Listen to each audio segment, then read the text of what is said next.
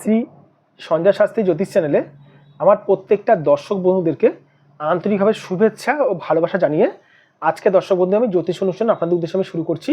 তো যারা যারা এই মুহূর্তে আমার ভিডিওটি দেখছেন তাদেরকে অনুরোধ করবো আপনারা অবশ্যই আমার এই চ্যানেলটি সাবস্ক্রাইব অবশ্যই করবেন, কারণ দর্শক বন্ধু যদি সাবস্ক্রাইব করেন না তাহলে কিন্তু আমার জ্যোতিষ সংক্রান্ত ভিডিওগুলো অতি সহজেই আপনাদের কাছে পৌঁছাবে। আর শেয়ার অবশ্যই করবেন।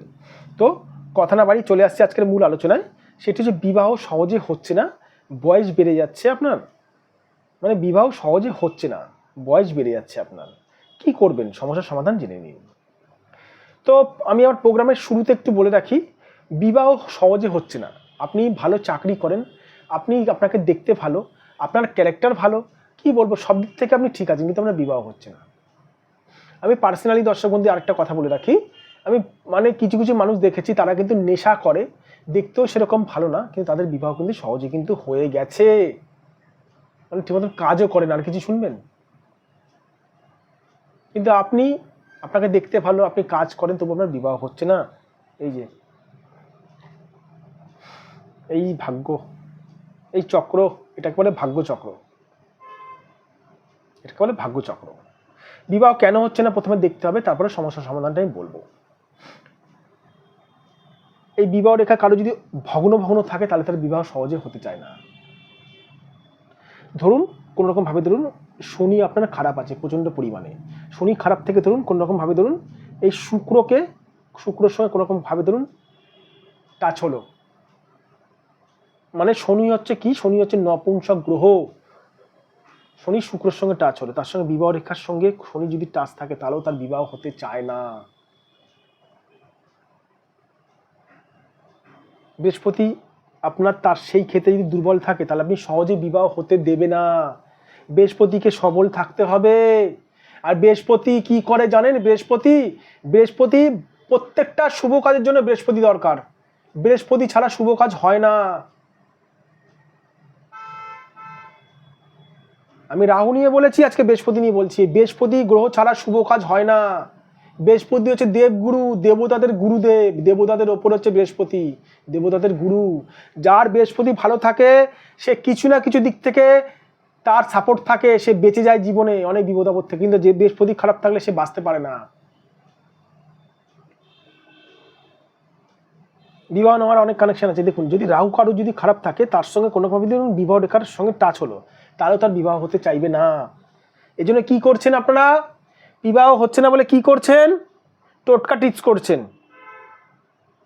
বিবাহ হচ্ছে না বলে টোটকা টিপস করছেন, ইউটিউব দেখে। টোটকা টিপস করুন, টোটকা টিপস করুন, তাতে আমার কোনো যায় আসে না দর্শক বন্ধু। কিন্তু আমি বারবার করে বলছি, টোটকা টিপস করলে ফলাফল পাবেন না যতক্ষণ না সঠিক জ্যোতিষকে দিয়ে ভালো মতন বিচার না করাচ্ছেন। প্রমাণ দেবো, প্রমাণ দিই। ধরুন আপনার হাতে, কি বলবো, ধরুন আপনার হাতে ধরুন রাহু খারাপ আছে, আপনি টোটকা টিপস করছেন শনির, রেজাল্ট 0।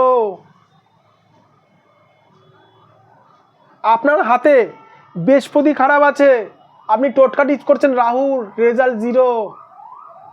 কোন গ্রহের টোটকা টিপস করছেন? কোন গ্রহের টোটকা টিপস করছেন? ইউটিউব দেখে দেখে বলতে পারবেন কি? জানি না স্যার। আরে সময় নষ্ট, রেজাল্ট 0, আর কিচ্ছু না। তাহলে কি টোটকা টিপস কাজ করে না?